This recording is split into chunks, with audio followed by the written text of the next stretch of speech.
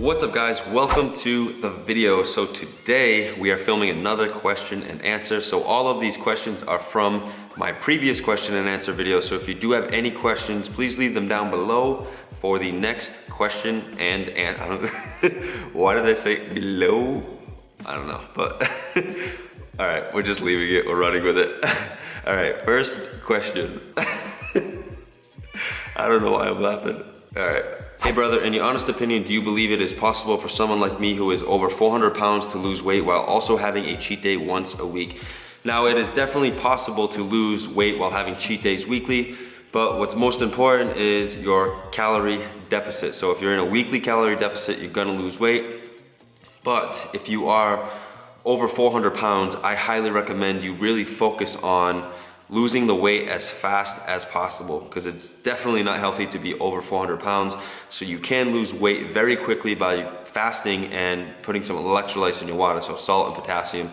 That will really help you be able to fast as long as possible while trimming the fat. And then, you know, as you do get leaner, you can take refeed days or cheat days or whatever, but I really think the most important thing is to get the fat off as fast as possible. How much water do you drink on a normal daily basis? Now, I drink anywhere from 2 to 4 liters. You know, on the days I'm less active, I'm drinking less, and then on the days I'm skating or training, I'm drinking more because I'm, you know, sweating more. What is the one thing on your bucket list, or if you've already answered that previously, one thing you believe everyone should experience at least once in their life? I know it's gonna sound kind of funny, but I seriously think everybody needs to at least experience a cheat day. You know, a lot of people are very restrictive and restricted with their diet, so they basically don't get to enjoy what they want, and they always fantasize about a lot of things. So I really think if they just take a full day where they just go out and enjoy everything, get well satiated off the foods that they want to eat and try them out, then I really think they could have a better balance to life, to where they can just stay on track all week. Or, you know, it doesn't even have to be a weekly thing, you know, just maybe once a month have a cheat day, you know. But it's just really having that flexibility in your life can just make things so much easier. Yeah, so maybe everybody at least try a cheat day once. When did you start working out? I started working out after I broke my neck in 2011. So I did break 2 vertebrae, C6 and T1. And yeah, it was terrible. So I did start doing like physical therapy. And so as I was doing physical therapy, I was like using resistance bands, and then I was like challenging myself, and then, you know, getting stronger. I loved that entire process, and I was like, man, this is awesome. You know, I fell in love with it, and I started strength training and working out, and I was just like basically addicted. You know, it was like skateboarding. You know, I'd go to the skate park, and like, so for me going to the gym, it was like the skate park all over again. You know, like I was just like, oh, this is awesome. You know, and I just really fell in love with it. So yeah, I've been working out since 2011. How do you recover from workout, sore, and fatigue? Now, there's many factors that can come into play when it comes to recovery. You know, it depends how much you're sleeping, what your diet's like, what your training volume is like.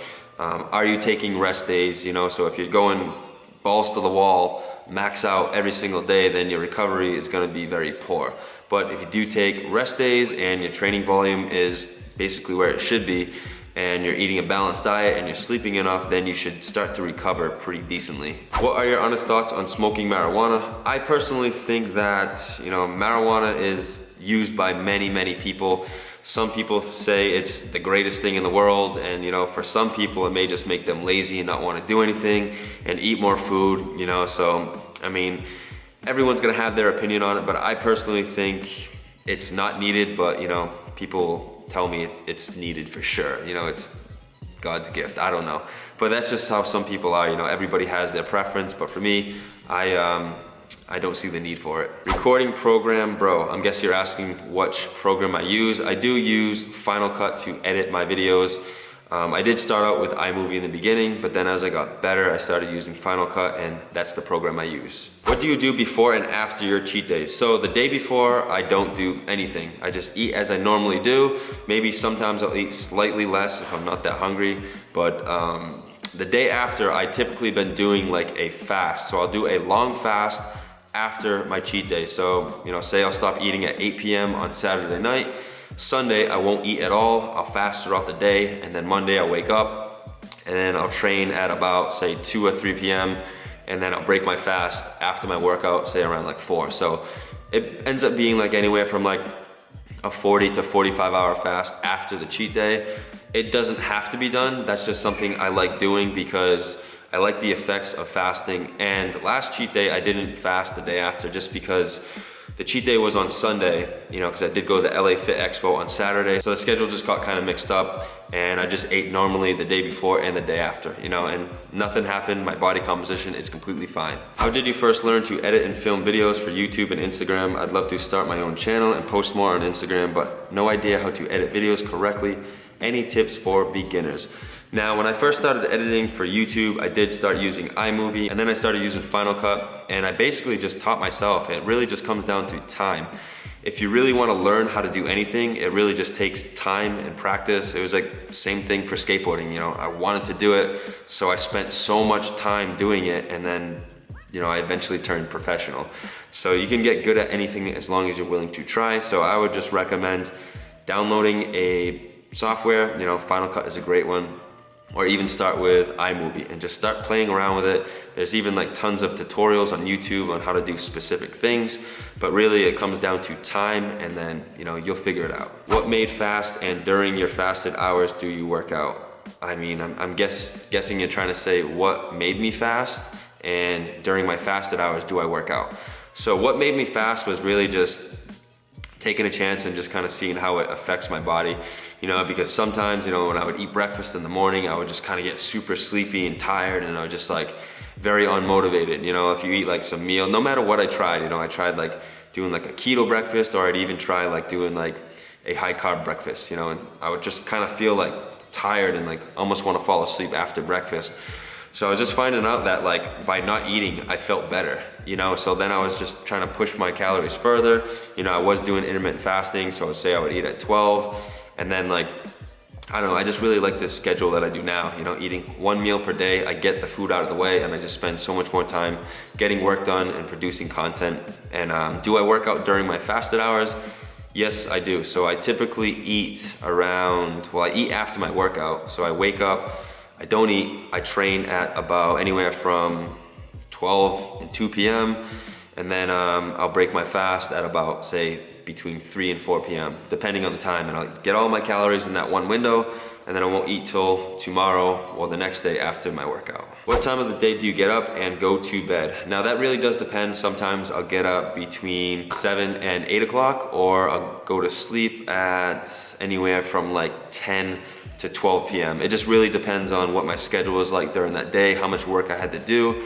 But yeah, I usually try to get to bed before midnight, and then I usually get up 7 or 8. Nick, do you count calories to balance your cheat day? Keep you in shape, like you so much. Thank you very much. The only reason why I count calories on my cheat day is because everybody always asks me, oh, what are the calories for the cheat day? You know, so instead of like just filming a cheat day, not putting the calories up there, and then, you know, everyone's asking me, what was the calories for this meal? What was the total calories for the day? I just put them in the cheat day. And yes, knowing the calorie intake on the cheat day definitely helps me stay leaner. Now, I typically eat anywhere from like 8 to 10,000 calories every single cheat day. That's just kind of where it falls.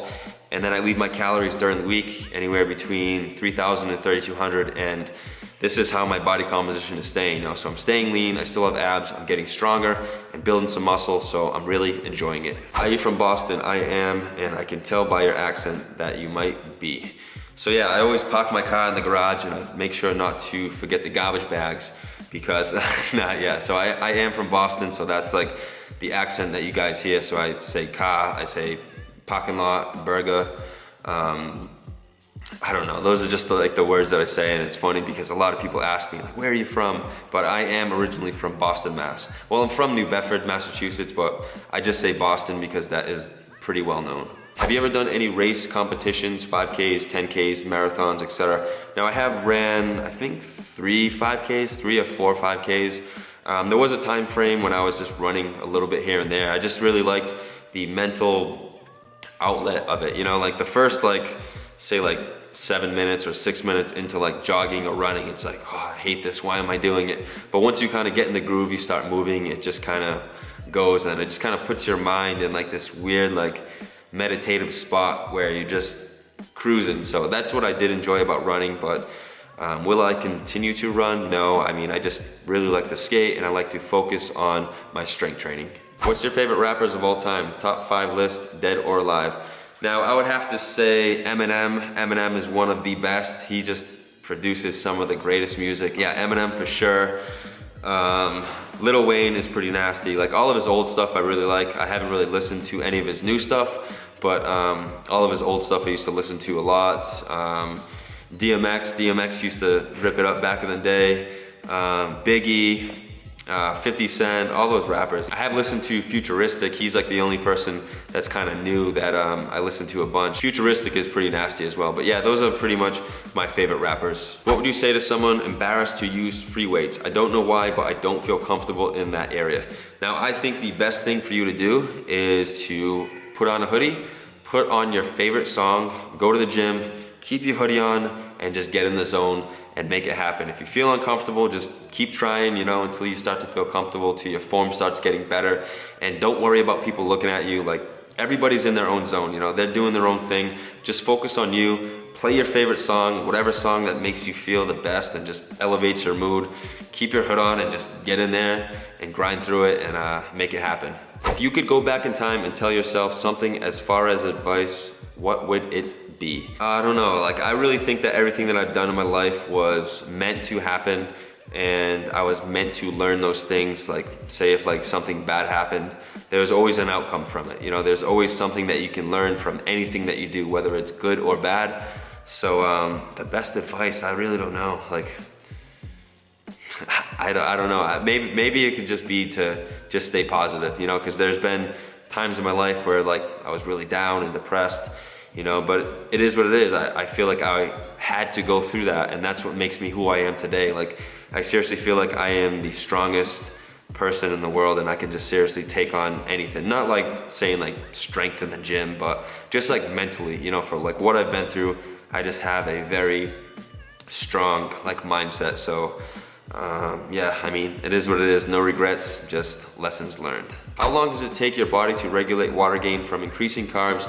I'm fearfully of fat/water gain. I know it is us to be expected, but I want to be prepared. Thanks.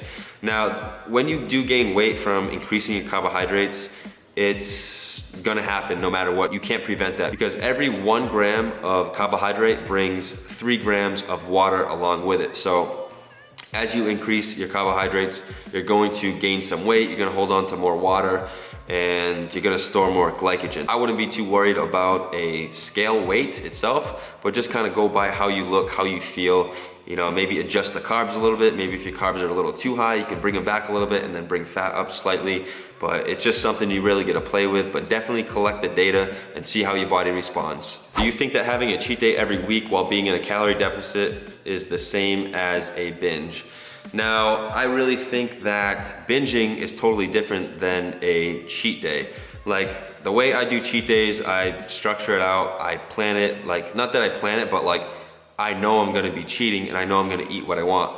Opposed to like binging when you're in a calorie deficit, you don't really like, you're just like uncontrollably eating. Like, when I'm on the cheat day, I'm totally in control. I know what I'm doing, and I'm purposely doing that. You know, like I feel like a binge, it's like, it just happens like out of nowhere. You know, it's like when people are dieting and then they go for like a teaspoon or a tablespoon of peanut butter at like at midnight or something, and then they end up binging and they eat the whole entire jar. That's called binging. That's not a cheat meal or a cheat day. You know what I mean? Like a cheat meal and a cheat day is basically something that is scheduled, opposed to like a binge where it's like an accident and you didn't mean to do it. So going back to the question, I really think it's fine to have a cheat meal or a cheat day on a calorie deficit or on a diet, because I've done it before. I talk about this in my ebook and I lay out a whole protocol on how to set that up. So if you guys want to check that out, I will link it above. But yes, that is totally acceptable as long as you are in a weekly deficit. What camera do you use? Do you have any recommendations? Now, I use the Sony a5100 with a Sigma 16mm lens. I really like this setup. It's great for vlogging and great for like close-ups with food and just even like workout training vlogs. I think this overall setup is perfect for what I do. Are there better cameras out there? Absolutely, but will I upgrade? maybe one day, but this works well for me. What's your nationality? You've got some accent on you. Age and height. 3, can you send me donuts?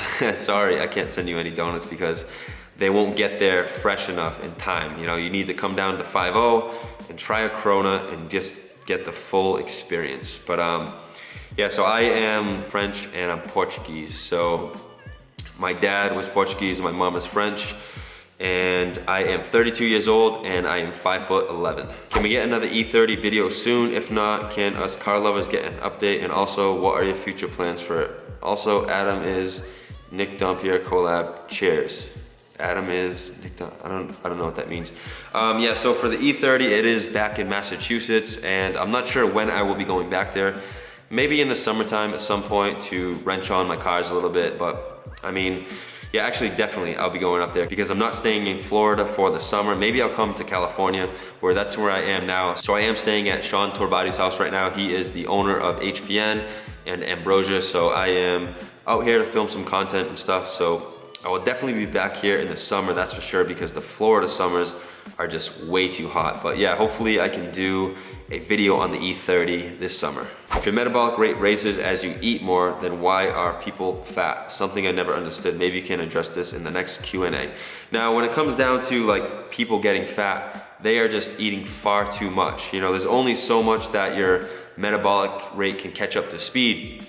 And you know, obviously you can increase your metabolic rate by, you know, increasing your workload in the gym and then, you know, slowly eating more food. You know, it's not like, oh, I'm just gonna increase my metabolic rate and start eating 10,000 calories every day. You're gonna get fat. So that is why people get extremely overweight, because they're not just eating in a small surplus, they're eating in a very massive, large surplus that the metabolic rate can't just be like, oh, my maintenance is 10,000 calories, you know.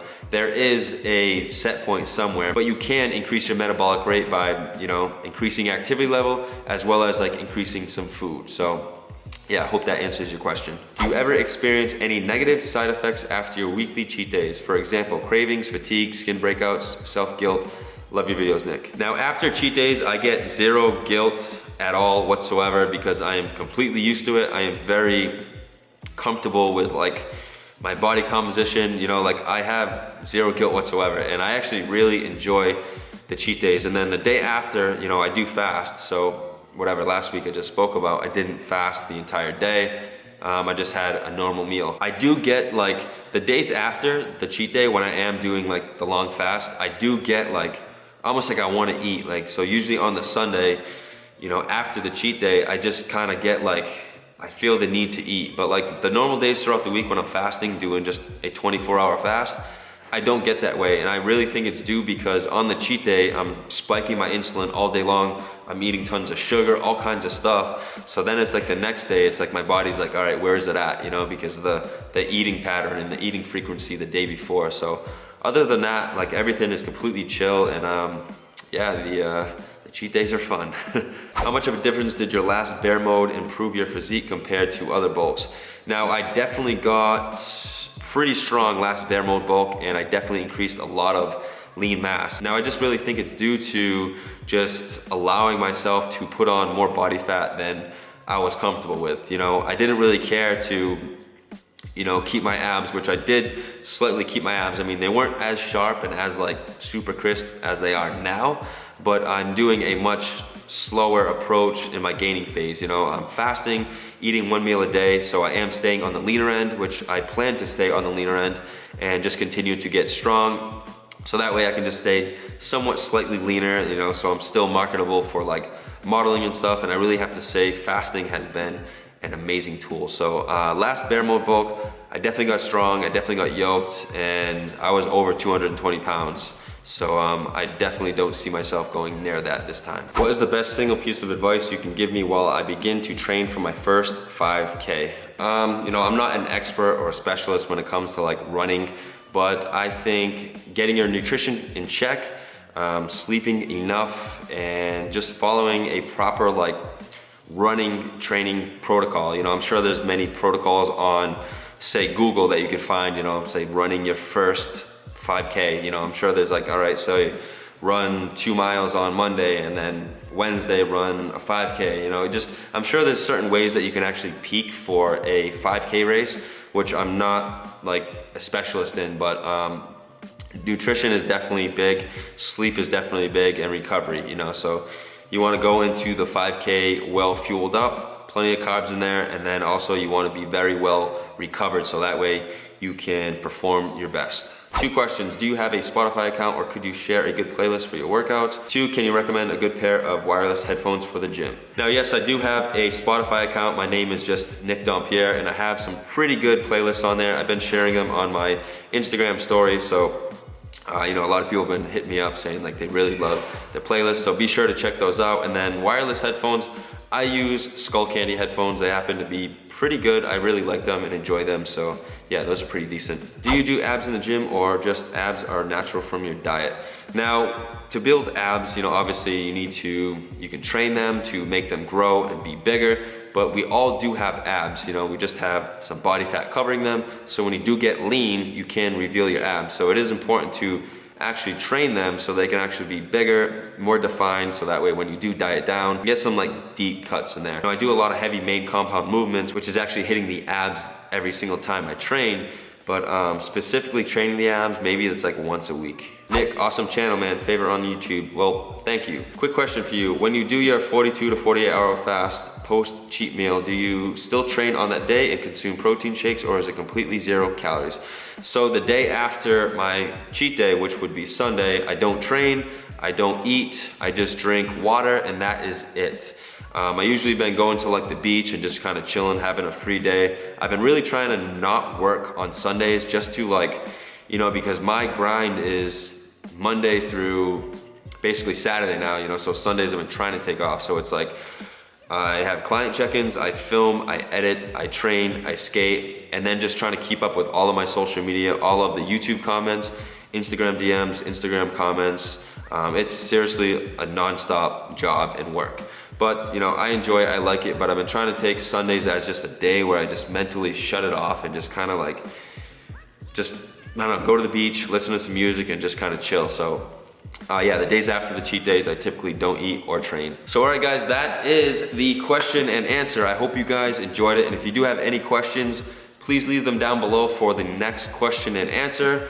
And yeah, that is going to wrap up another video. So like always guys, thank you guys so much for the love and the support. Please like, comment, share, and subscribe. And I will see you guys in the next video.